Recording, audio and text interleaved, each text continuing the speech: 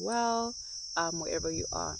I quickly want to talk about my journey through grief. In the beginning of the year, I had lost my father, and I wanted to come back and say how my journey was and things to not do when you're at a funeral.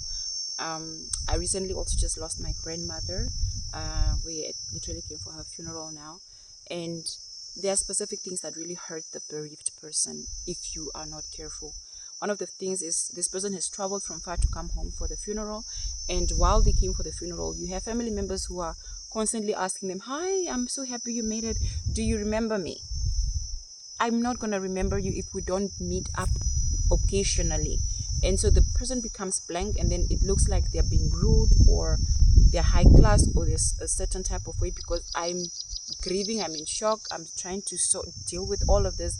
And then I have this random person asking me, "I'm so glad you're here. Do you remember me?" And when you go like, "No, I don't," it's like, "Oh yeah, it's because you guys don't really mingle." And you're like, how did this become an argument right now? How did we get there? So let's be mindful. Do not ask people that because it doesn't really help them to be better. And also do not expect the person who traveled coming from far to be giving you gifts, cold drinks, a beer. What do you have? What sweets do you have in the car? That is not okay because the last thing they're thinking about is feeding you. They don't want to feed you. They want to be home so that they can lay their loved ones to rest. Those are some of the things that really hurt the person that's bereaved, that has lost their person. They are grateful, obviously, that you came to support them and so forth, but these small things are the things that really pushes people away to also maybe just come for the burial and then turn around and go back and not be with the family. Through my journey after losing my dad in the beginning of the year, there was expectations, unconsciously and consciously, where I expected like my friends to really just come through and just even after the funeral, maybe a month or two after, to just come and sit with me and actually ask how I'm doing. How are you? How are you coping? How's it been? What are you going through? What are the challenges? What do you need me to help you with? Even if it's just you come with a home cooked meal and just sit with the person. It's kind of expected because you're not in your right state of mind, and grief hits you differently. And sometimes you just want to be supported without knowing you want to be supported. And so just if you have someone who've lost somebody, do that. Just show up with a home cooked meal.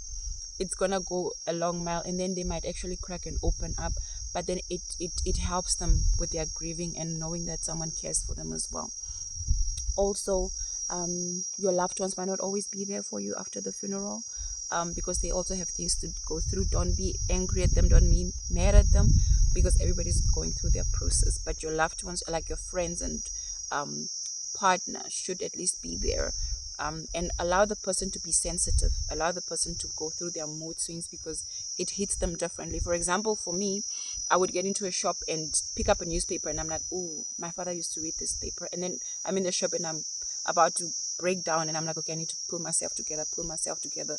And then the next thing, the person doesn't understand why you're being sensitive, which is so not okay because the term itself is so derogative. And so just be mindful, because grief is a process and the person might be triggered occasionally without knowing, and just be there and supportive. And if you see that the person can't really handle it, take them to therapy, help them go for therapy so that they can also deal with it. But don't be harsh and you must toughen up and be okay because death happens. No. So those are some of the nitty gritties I wanted to just touch base on, of the things to do and not to do, and what could actually be triggering these people, without knowing. Allow them to cry, allow them to grieve, allow them to tell you their stories because it's about their loved one, because that's how they also grieving differently, or healing rather. So I just wanted to say that and come through here with that statement while I'm still in this process with my grandma.